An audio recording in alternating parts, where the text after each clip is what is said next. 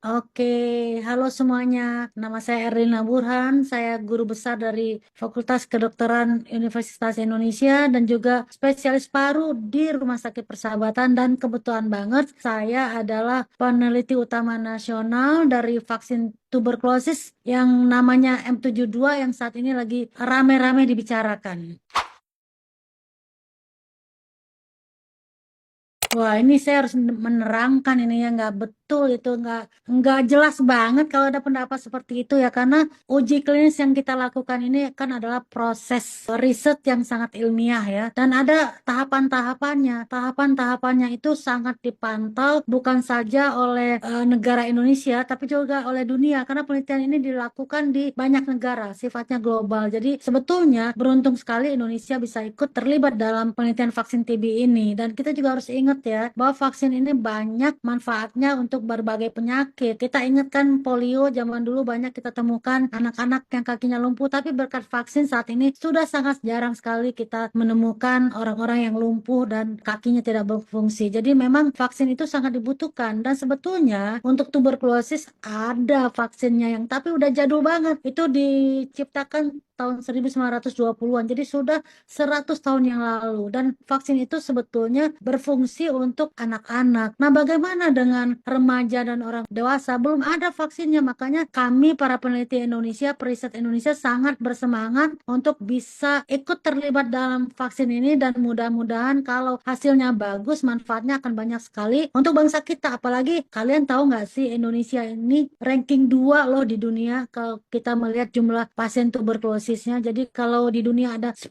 jutaan kasus tuberkulosis di Indonesia ini ada 1 juta. Ini bayangkan, ini kita harus segera mengatasi ini. Memang kita banyak melakukan upaya penemuan kasus, pengobatan, tapi kan kalian tahu ini penyakit menular. Menularnya juga mudah lagi, hanya dari udara. Jadi kuman-kuman TB ini ada di udara. Kalau kita menghirup, kita nggak bisa lihat itu ada kuman, maka ada kemungkinan semua dari kita tanpa kecuali. Jadi kuman TB ini nggak ada saranya ya. Jadi semua orang dia bisa menginfeksi dan bisa jadi sakit TB. Jadi ya kita sangat berkepentingan agar masalah ini cepat teratasi, obatnya tersedia, juga gratis diberikan pemerintah, alat diagnostiknya juga ada. Nah, sekarang kita butuh upaya pencegahan salah satunya adalah vaksin terutama untuk remaja dan dewasa. Kalau yang untuk anak-anak kan sudah ada, yaitu vaksin BCG. Ya, memang TBC ini sebetulnya ancaman yang cukup serius ya, walaupun mungkin Anda-Anda yang tidak tahu masalah ini saya kasih tahu ya. Tadi saya sebutkan jumlah kasusnya 1 jutaan per tahun, ada 1.060.000, 1.090.000, dan sekitaran begitulah. Dan juga kematiannya cukup banyak, antara 125.000 sampai 130.000. Kalau kita hitung-hitung nih, ayo pakai kalkulator semuanya, dibagi, maka ujung-ujungnya setiap jam ada 15 orang meninggal di Indonesia karena tuberkulosis. Banyak kan ya, mungkin banyak yang nggak tahu. Nah, kalau udah tahu nih, yuk makanya kita berusaha bantu bangsa kita, bantu negara kita untuk mengatasi TB ini. Dan saya yakin Anda semua bisa.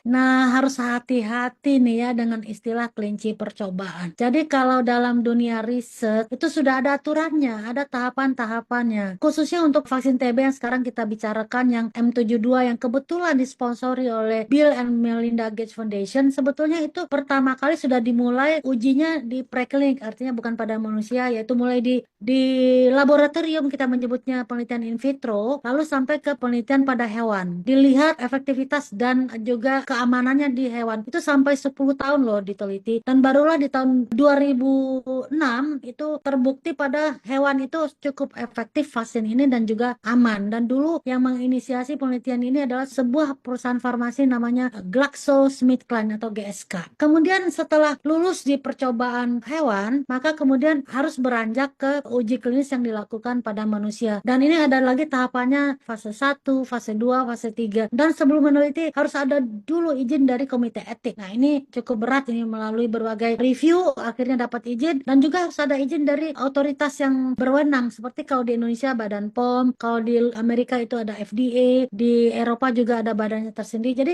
nggak main-main nih, nggak sembarangan kalau uji klinis di manusia ini ya. Pada hewan kita sudah selesai. Jadi kita nggak lagi menyebutnya sebagai kelinci percobaan percobaannya fase kelinci udah lewat. Nah, ini ke manusia. Yang fase 1 itu biasanya bisa sampai 1-2 tahun pada kelompok kecil orang sehat biasanya. Karena ini vaksin kan untuk orang yang belum sakit ya. Nah, kalau dalam fase 1 ini juga efikasinya atau keampuhannya memenuhi syarat kriteria khusus yang ditetapkan oleh Badan Dunia dan juga dengan keamanan yang juga memenuhi syarat, maka kemudian vaksin ini boleh diizinkan untuk maju ke fase berikutnya, itu fase 2. Pada fase 2 ini biasanya jumlah partisipannya lebih banyak. Nah, untuk itu dibutuhkan dana yang cukup besar. Jadi di fase 1 yang vaksin ini sebetulnya dilakukan di Swiss loh, dan bekerja sama dengan rumah sakit pendidikan di situ yang hasilnya bagus itu. Maka fase 2 ini kemudian dilakukan di negara yang memang beban TB-nya cukup tinggi, yaitu di Korea Selatan, di Kenya, di Malawi, dengan jumlah peserta yang lebih banyak dari fase 1. Dan uang untuk uji klinis ini besar sekali ya, karena memerlukan waktu sampai 3-5 tahun begitu ya. Dan kemudian pihak peneliti ini dan juga institusinya mengajukan funding ke banyak stakeholder. Akhirnya kemudian yang mau mendanai vaksin ini di tahun 2014 adalah